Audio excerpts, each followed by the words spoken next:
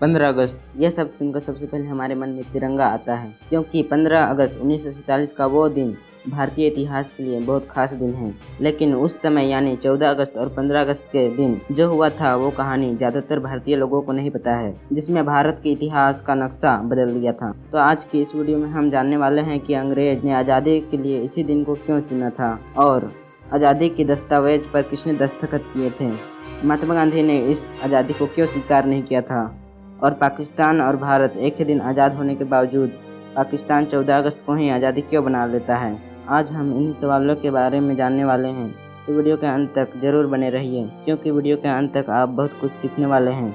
तो चलिए आज की इस वीडियो को शुरू करते हैं। आज़ादी की मांग तो बहुत पहले से ही शुरू हो गई थी, जिसमें लाखों भारतीय ने अपना योगदान दिया और कई तो अपने देश के लिए कुर्बान भी हो गए और धीरे धीरे यह आज़ादी की लड़ाई मजबूत होती चली गई और आखिर में महात्मा गांधी जी का जन आंदोलन और सुभाष चंद्र बोस के आज़ाद हिंद फौज ने भी अंग्रेज शासन की नींद हराम कर दी। यानी इन लाखों युवा के योगदान से हम आज़ादी के बहुत नज़दीक आ गए। और तभी साल 1945 में यानी दूसरे विश्व युद्ध के खत्म होने के बाद अंग्रेजों के आर्थिक हालत बद से बदतर हो गए और वे अपने ही देश में शासन करने के असमर्थ हो गए। इनके बाद आज़ाद भारत का सपना साकार होने के कगार पर था, क्योंकि अंग्रेज ने यह ऐलान कर दिया था कि अब हम उस समय में भारत को आज़ाद कर देंगे। और फिर फरवरी 1947 में लॉर्ड माउंटबेटन को आखिरी वायसराय चुना गया और माउंटबेटन को यह जिम्मेदारी दी गई कि तुम व्यवस्थित तरीके से भारत को आज़ाद करो।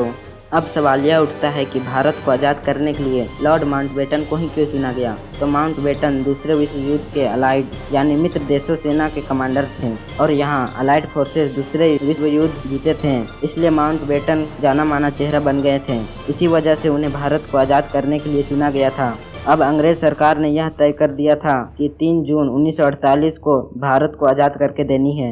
लेकिन माउंटबेटन के वायसराय बनने के तुरंत बाद माउंटबेटन के भारतीय नीति नेताओं से बातचीत शुरू हो गई।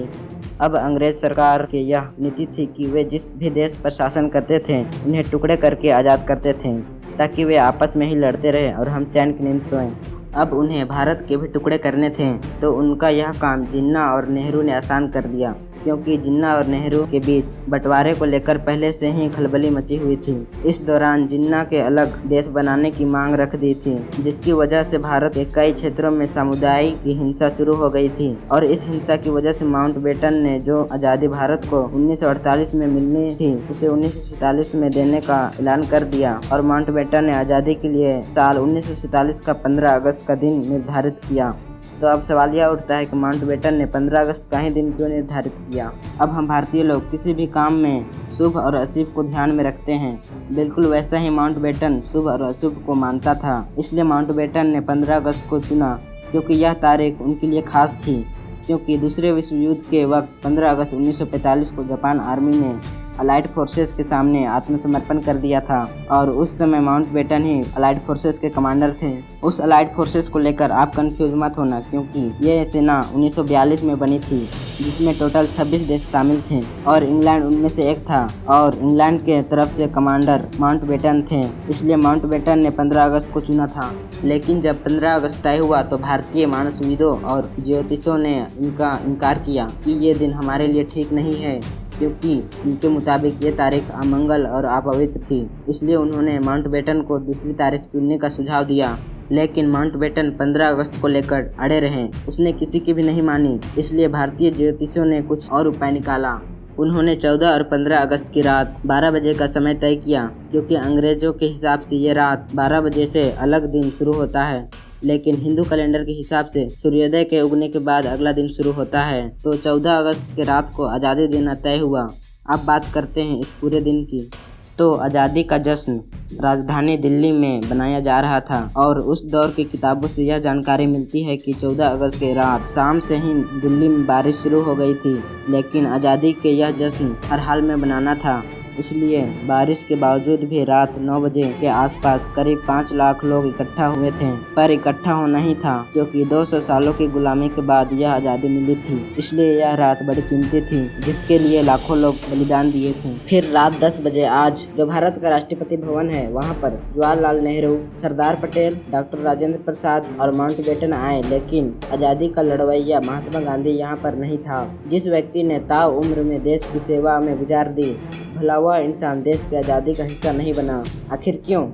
तो 14 अगस्त को जब आधी रात को भारत को आज़ादी देने की तैयारी चल रही थी, उस वक्त राष्ट्रपिता महात्मा गांधी दिल्ली से हजारों किलोमीटर दूर बंगाल के नौकली में अंचिल पर बैठे हुए थे, क्योंकि वे बंगाल के हिंदू और मुस्लिम समुदाय के बीच चल रहे दंगे से काफी दुखी थे और उन्हें रोकने के लिए वहां बंगाल में अंचिल पर बैठे हुए थे। तो नेहरू और सरदार पटेल ने बंगाल पर बैठे महात्मा गांधी को खत भेजा कि हम सबने मिलकर जिस आजाद भारत का सपना देखा था, वह सपना आज पूरा होने जा रहा है। इस मौके पर आप यहाँ मौजूद रहकर हम सभी को आशीर्वाद दे तो बहुत अच्छा होगा। तब जवाब में गांधी जी ने कहा, जब भारत के भाई भाई आपस में लड़ रहे हैं तो हम आज़ादी का जश्न कैसे बना सकते हैं? यहाँ बंगाल में देखो और वहाँ पंजाब में देखो। अगर ऐसी आपसी हिंसा के बाद हमें आज़ादी मिल रही है तो मैं हिंदुस्तान के उन करोड़ों लोगों को यह संदेश देना चाहता हूँ कि ये तथाकथित आज़ादी आ रही है, ये मैंने नहीं लाई, इसे सत्ता के लालची लोग सत्ता के हिंसातरण के चक्कर में फंसकर लाए हैं। तो इन कारणों से गांधी जी इस जश्न में शामिल नहीं हुए थे। अब यहाँ दिल्ली में भारतीय ज्योतिषियों ने पंडित नेहरू से कहा कि आप अपनी आज़ादी की स्पीच 11:51 पर शुरू करें और 12 बजे तक खत्म कर दें। उसके बाद शंखनाद किया जाएगा, जो एक नए देश के जन्म की खोज दुनिया तक पहुँचाएगी। और जैसा तय हुआ था वैसा ही हुआ। 14 अगस्त के मध्य रात्रि को जवाहरलाल नेहरू ने राष्ट्रपति भवन से ऐतिहासिक भाषण दिया, जिस भाषण को पूरी दुनिया ने सुना। लेकिन उस रात देश की राजधानी के सबसे बड़े पूर्वता और देश के स्वतंत्रता के नींव रखने वाले मोहनदास करमचंद गांधी ने इस भाषण को नहीं सुना, क्योंकि यहाँ बंगाल और उस तरफ पंजाब में जो हिंसा हुई थी उसकी आप कल्पना भी नहीं कर सकते, क्योंकि भारत के लाखों लोग का पाकिस्तान जाना और पाकिस्तान से भारत आना यह मानव जाति के इतिहास का सबसे बड़ा स्थानांतरण था। यह सब देखकर गांधी जी बड़े दुखी थे, क्योंकि उनकी मांग पूर्ण स्वराज्य की थी, जो मिली तो सही लेकिन 2 टुकड़े में बंटकर। इसलिए उन्होंने आज़ादी का यह जश्न नहीं बनाया। फिर 15 अगस्त के दिन की शुरुआत सुबह 8:30 बजे से हुई, जब राष्ट्रपति भवन में शपथ ग्रहण समारोह हुआ। नई सरकार ने दरबार हॉल में शपथ ली, लेकिन तब ना तो राष्ट्रीय गान गाया गया और ना ही तिरंगा फहराया गया। और आज का हमारा जो राष्ट्रीय गान है वो गीत टैगोर ने साल 1911 में ही लिख दिया था, लेकिन यह गीत साल 1950 में राष्ट्रीय गान बनाया गया और अगले दिन यानी 16 अगस्त को लाल किले में तिरंगा फहराया गया। अब आज़ादी मिल गई, लेकिन अब भी बंटवारे का सीमा रेखा तय नहीं था, यानी भारत और पाकिस्तान के बीच सीमा रेखा का निर्धारण अभी तक नहीं हुआ था। इसका फैसला 17 अगस्त को रेड क्लिफ की घोषणा से हुआ। अब बात करते हैं कि आज़ादी की इस दस्तावेज पर किसने दस्तखत किए थे। तो यह बात आज तक कोई नहीं जानता।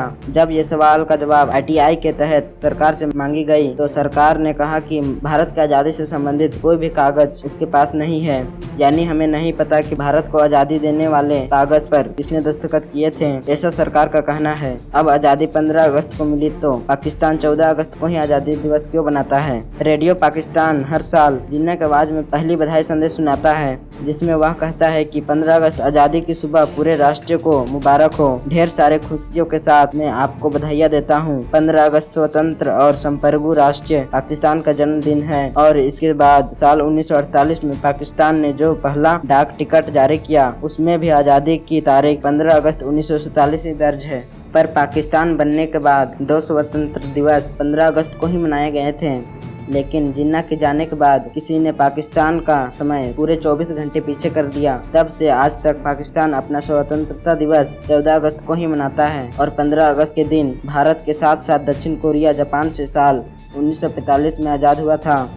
बहरीन जो साल 1971 में अंग्रेजों से, तुर्कांगो जो साल 1960 में फ्रांस से आज़ाद हुए थे, यानी भारत और पाकिस्तान एक ही दिन आज़ाद हुए थे। लेकिन इससे क्या फ़र्क पड़ता है कि हम किस दिन आज़ाद हुए थे? अहम बात तो यह है कि आज़ादी के बाद अब तक हमने क्या हासिल किया। आपका इसके बारे में क्या कहना है हमें कमेंट करके बता देना। वीडियो पसंद आया तो लाइक करने के साथ साथ मेरे चैनल को भी सब्सक्राइब कर लेना। मिलते हैं किसी